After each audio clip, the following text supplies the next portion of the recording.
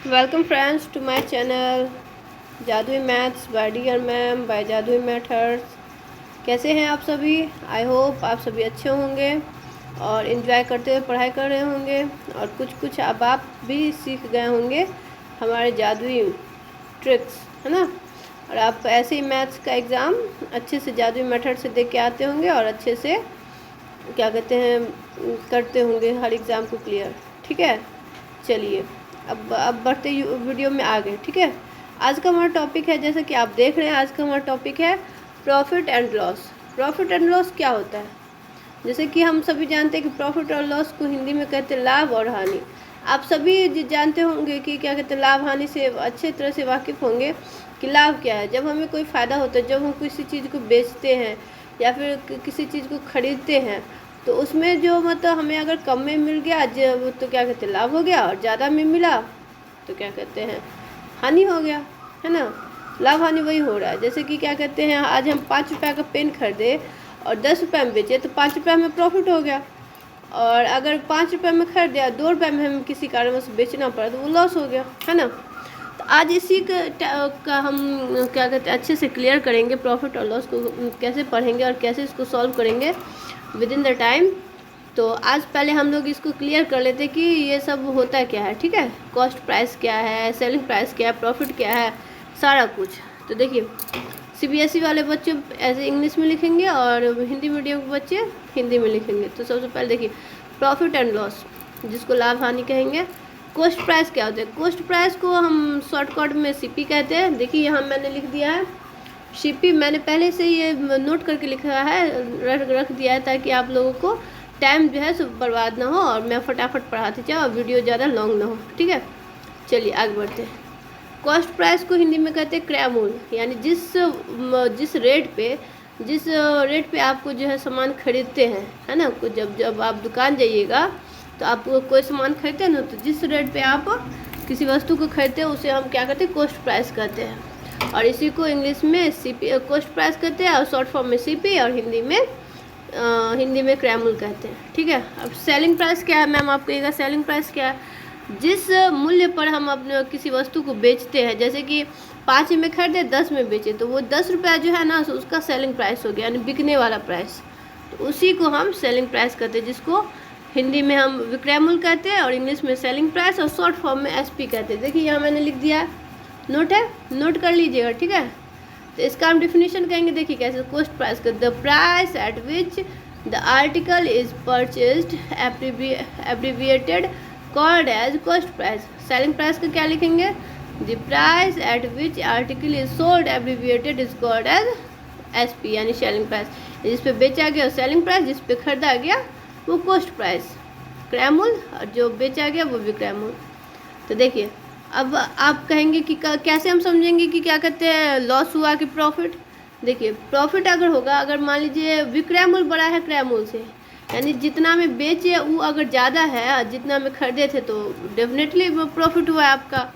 Loss कैसे होगा? अगर जितना में बेचे हैं वो छोटा होगा और बड़ा हो जाएगा क्रय मूल्य, यानी जितना में खरीदे, यानी मान लीजिए कि 2 में खरीदे हम और 5 में बेच दिए तो प्रॉफिट हो गया, क्योंकि क्रय मूल्य छोटा है और एसपी ज़्यादा बड़ा है। अगर वही मान लीजिए क्या कहते हैं 2 में खरीदे क्या कहते हैं 1 में बेचना पड़े तब तो लॉस हो गया, क्योंकि एसपी ही 1 है और सीपी ही ज़्यादा है। ठीक है, समझ गए होंगे आप सभी, आई होप। चलिए एक चीज़ और नोट कर लीजिए, नोट करिएगा कि लाभ हानि सदैव जो है क्रय मूल्य पर गिने जाते हैं। ठीक है, हमेशा क्रय मूल्य पर ही गिना जाता है। ठीक, आप इसको हमेशा याद रखिएगा। इफ़ मान लीजिए एग्जाम्पल से मैं समझाती हूँ।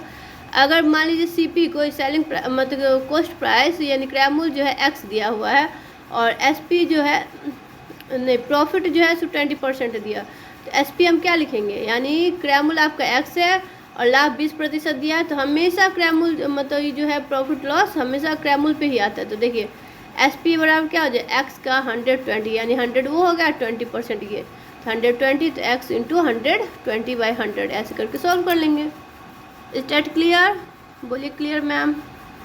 ओके, आगे बढ़ते हैं। अगर इफ़, देखिए मैंने इसको लिख दिया, नोट कर दिया, ठीक है, ताकि आपको दिक्कत ना हो। If CP is equal to X and loss is equal to इतना, then S P is equal to R. तो सीधे सीधे हम कहेंगे कि सी पी अगर क्रैमूल अगर एक्स दिया हुआ है और लॉस 20% दिया, तो अभी हम तुरंत आपको बताए थे कि लिखिए बच्चों क्या कहते हैं दोस्तों कि हमेशा जो है सो क्या कहते हैं ये इसी पे निकलेगा, क्रैमूल पे ही निकलेगा प्रॉफिट लॉस। तो हम देखिए फिर भी हम लिए एक्स दिए और 80% हो गया, यानी 100 में से 20 कट गया तो 80% हो गया। इसको ऐसे ही हम सॉल्व करेंगे तो आ जाएगा आपका आंसर। चलिए अब हम कुछ बेसिक फार्मूला जान लेते हैं जिससे कि हमें आगे क्वेश्चंस को सॉल्व करने में आसानी हो। ठीक है, चलिए तो देखिए लाभ परसेंटेज अगर मान लीजिए कहा जाए कितना परसेंटेज लाभ हुआ है ना, तो उसके लिए हम सीधे कहेंगे क्या कहते हैं लाभ। लाभ का मतलब तो जाना है इंग्लिश में प्रॉफिट। तो लाभ प्रॉफिट इसको परसेंटेज बराबर हो जाएगा लाभ, कितना रुपया लाभ हुआ बट्टा क्रैमूल कर दीजिए सीपी इंटू 100 कर दीजिए, और वही जो जितना आ जाएगा वही परसेंटेज जो है उसका लाभ परसेंट हो जाएगा। हानि परसेंट क्या होगा, हानि हो गया बट्टा क्रैमूल करिए सीपी, यानी लॉस बाय सीपी इंटू 100। देखिए लॉस बाय सीपी इंटू 100।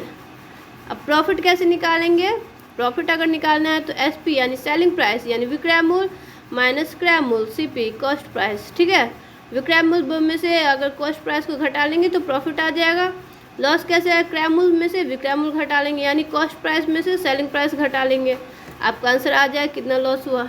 ठीक है, आगे बढ़िए।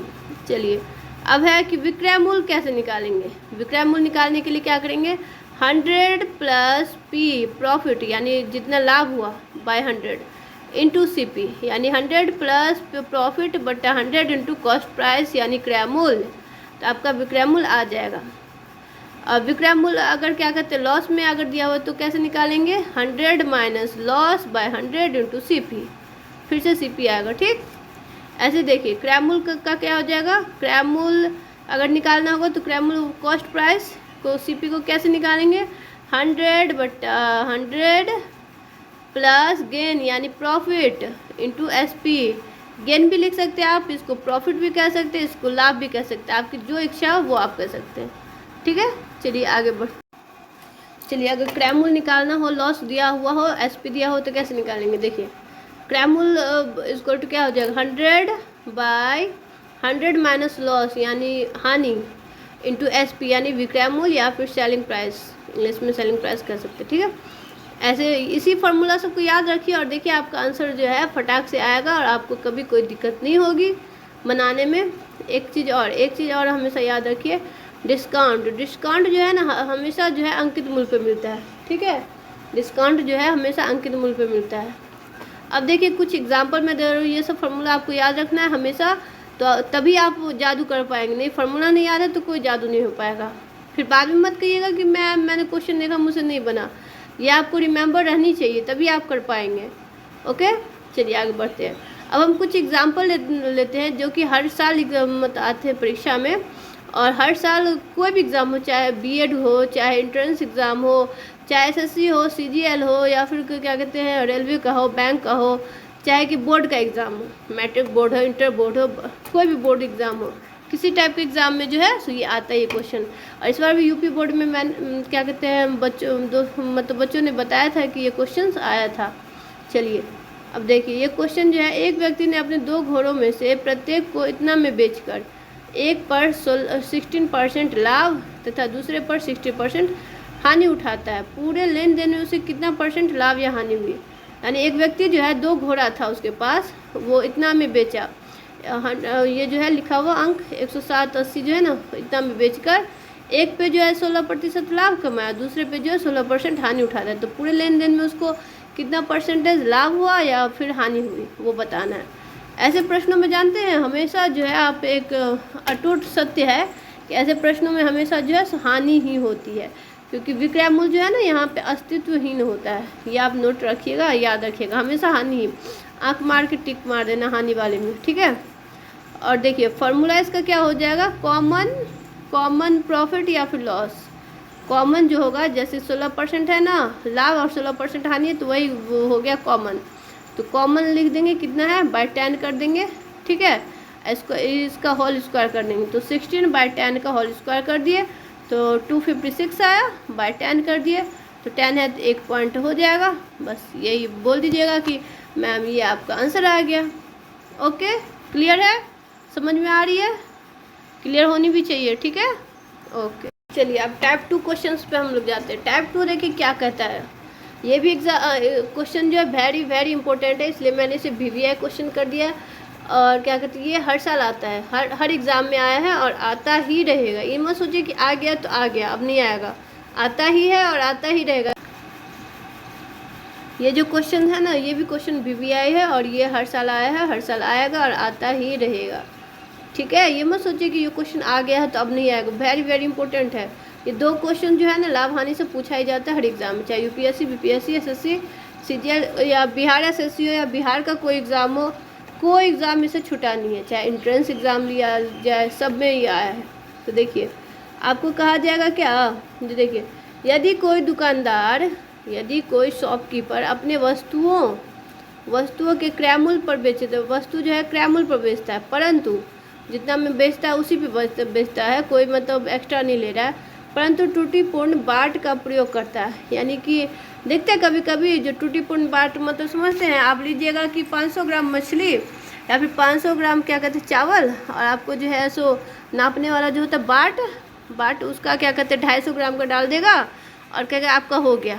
कभी कभी ऐसा भी कोई करता है, कोई मतलब बेईमान दुकानदार सब जो होते हैं ऐसा काम करते हैं, और तो ऐसे में उसका प्रॉफिट हो जाता है और आपका चावल कम पड़ जाता है, आप उसी रेट में लेते हैं लेकिन चावल क्वांटिटी जो है सो कम हो जाती है, ठीक है। तो देखिए तो उसका लाभ कितना हो जाएगा, कहेगा कि उसको कितना परसेंटेज लाभ हो गया, तो लाभ परसेंटेज बराबर क्या हो जाएगा, त्रुटि कितना का त्रुटि किया, सही मान क्या था माइनस त्रुटि कितना था, इंटू 100 कर देंगे, तो वही जो कुछ भी आ जाएगा ना उसको सॉल्व करके वही परसेंटेज जो हो जाएगा उसका लाभ परसेंटेज हो जाएगा, ठीक है।